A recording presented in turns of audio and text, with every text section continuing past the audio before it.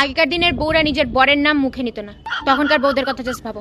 বরের নাম বুঝাতে বুঝাতে হালত পিন্ডির চটকায় যেত। ইনি উনি তিনি টাপা টিনি টানা টুনি টাসা হ্যাঁ গো ও গো কি গো এগুলা দিয়ে বুঝাতে লাগতো। বিট্টুর বাবা শিউলির মা, শিউলির জন্মের আগে জাস্ট ভাবো তখন বিট্টুর বাবা শিউলির মাকে কি বলে ডাকতো তাহলে? আমার দিদার দিদা নাকি শুনছি বরকে ডাকতো আরেকজন, তোমার ছেলে, তোমাদের দাদা, তোমার ভাই, পুরা দিদি নাম্বার 1 গেম খেলা হচ্ছে মনে হচ্ছে। তোমার শাশুড়ির একমাত্র ননদের ভাস্তা কে হয় বলো? না মানে নাম যদি মুখে না না যায় তাহলে কত রকমের কাটিং করে ডাকতে হবে জাস্ট ভাবো। এ হ্যালো হ্যালো এ এ ওই এ আই গীতার ছেলে, আই রাকেশের নাতি, এগুলা বলে ডাকতো। এক মহিলাকে জিজ্ঞেস করা হয়েছিল যে তোমার বরের নাম কি, উনি বললেন ওই মানে আপনারা যাকে ওই পক্স বলেন ওইটাই।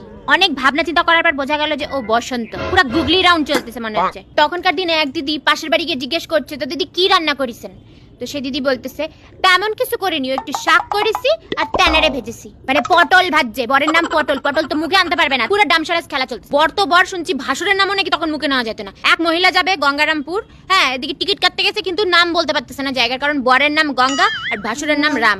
তাহলে কি বলবে, কি বলে টিকিটটা কাটবে?